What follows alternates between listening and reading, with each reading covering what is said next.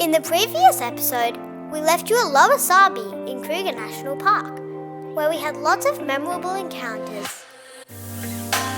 In this episode, we stay at the Chisomo Private Game Reserve, and instead of just showing you what animals we saw, we thought that we should compare the differences between the Kruger National Park and staying at the Private Game Reserve, and why we recommend to try both. When it comes to the check-in experience, unlike Satara and Wasabi, which is similar to checking in at most caravan parks in Australia, at Chisomo, we were greeted by staff with complimentary drinks in hand. More like a welcome at a 5-star island resort.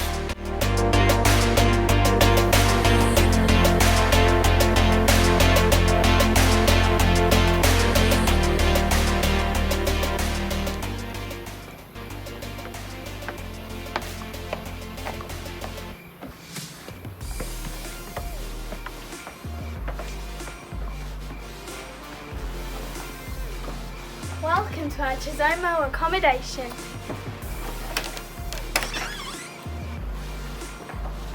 Through here is mine and Dad's bedroom.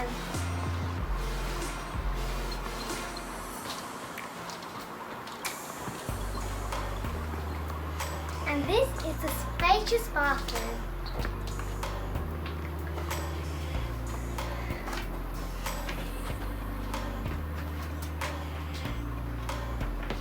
And it brings us back out here.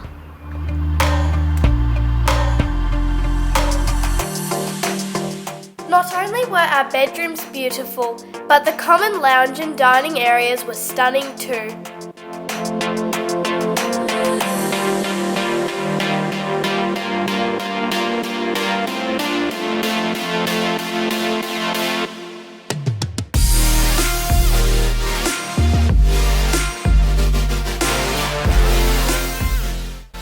Another difference was that in Kruger Park, the campsites were set up so animals could not get in, especially at night.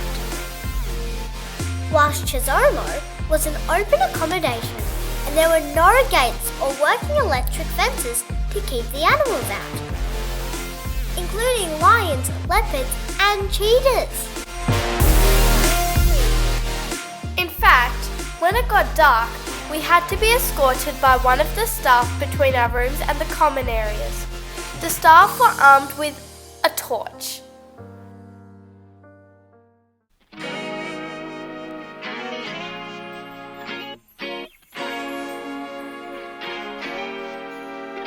Each morning we received an early morning wake-up call at 4:30 a.m. when a staff member came knocking on our door and calling out to us.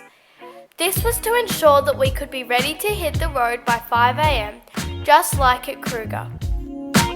However, unlike at Kruger, firstly, we would meet in the common lounge area and be given a choice of hot drinks and juices, and South African rusks. This was to keep our tummies happy until breakfast. We would then be driven by a guide and a tracker, and Callum and Dad could just relax as they did not have to worry about driving all day. Somewhere unseen. We're currently going on another safari drive and we're hoping to see hippopotamus. So to speak. Although the park spans over 90 square kilometres, the guide and tracker were amazing at spotting animals for us. In fact, at the start of each drive, they would ask us what we would like to see. On some drives, they were quite quick at finding the requested animals.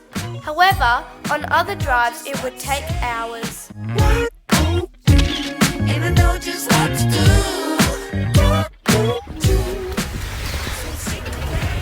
This is a push roller coaster. Losing this game, I can't afford to be losing this game. And I know it's the same as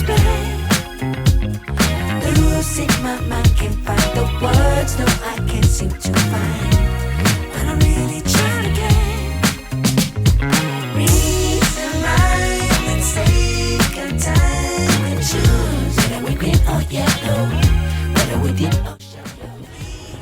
Guys, so this morning we're not really going to stop for much of the playing game.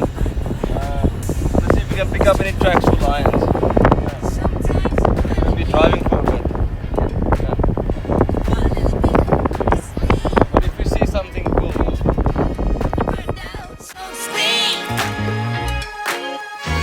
Dad and my favourite drives were the long ones, as they would regularly slow down or stop to look for tracks.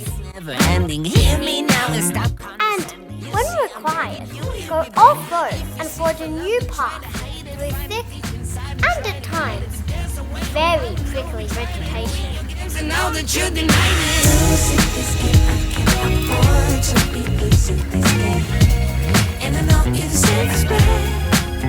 However, at times they would also receive a radio message from one of the other guides in a different area of the park, telling our guides that they spotted the tracks of the animal we were looking for.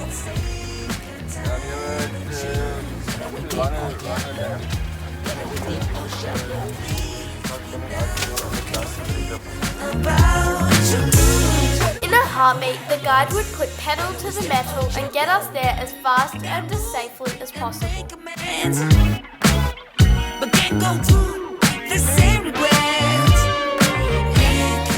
Once there, we would then grind to a halt and very slowly and quietly start tracking the animal.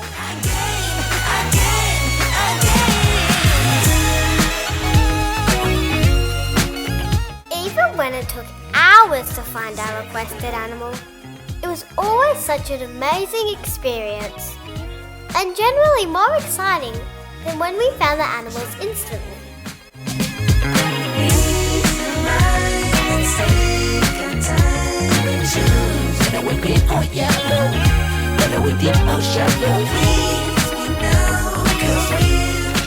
I love learning from Simon and Cobus about how they track animals and how they can tell whether the tracks are fresh or old.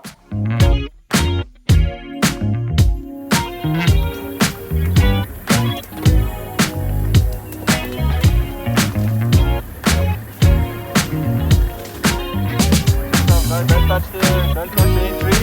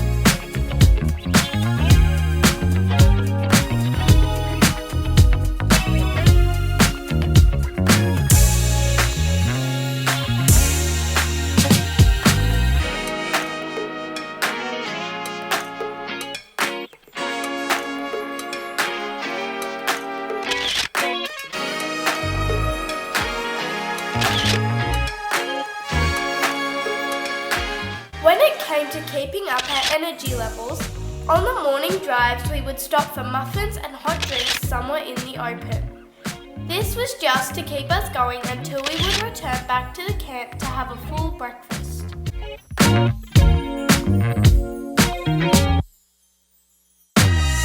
However, when it came to the afternoon drive, we would stop at sunset for sundowners, also in various open areas. This was to keep us going until we came back to camp for our amazing dinners.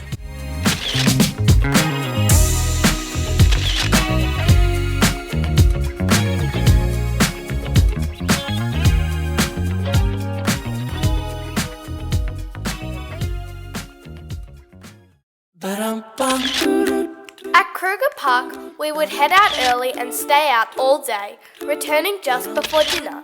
However, at Chisomo, we were only out on drives first thing in the morning and then again in the afternoon through to sunset. To fill in the days, Chisomo always had unique activities organised to entertain both the kids and the adults separately. How can it be such a piece? For example, us kids would go out and do tracking classes. Loving you is a poem. Or leave the camp to receive a class on how to make whips, bows and arrows. And you make me Whilst the parents would go on tracking walks to learn about the local vegetation and some of the wildlife habits. and I am And when they did not feel like doing the more active activities, we would come back and find that they had had a siesta, gone for a massage, or had a swim. perfection. Honey, you're my sugar. We were also lucky to have done cooking classes. Spiked or sparkling, you make me tipsy and bubbly. If you're dessert, I want And we were more than happy with our roles as quality testers. all your candy kisses, and I'm a little addicted.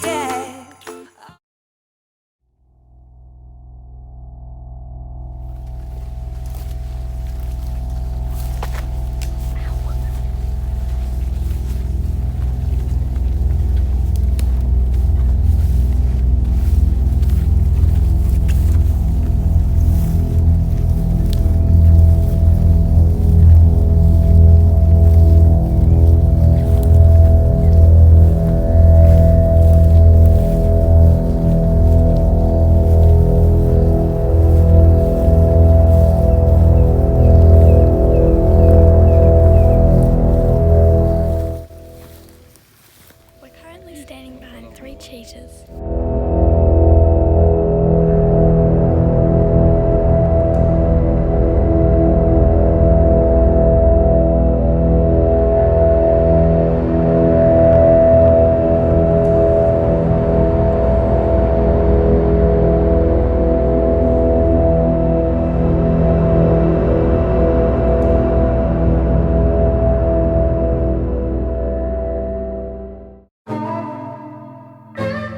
When it comes to animals, one of the advantages of being in a Big 5 private game reserve is that you are pretty much guaranteed to see any animal you desire, even if at times it might take a couple of hours to find where they are hiding. My favourite animal was the leopard.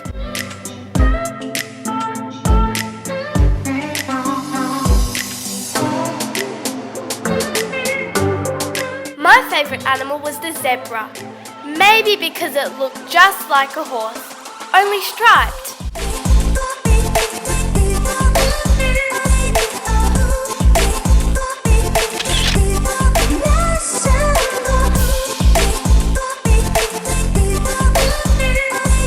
Mum and Dad's favourite animal was the elephant.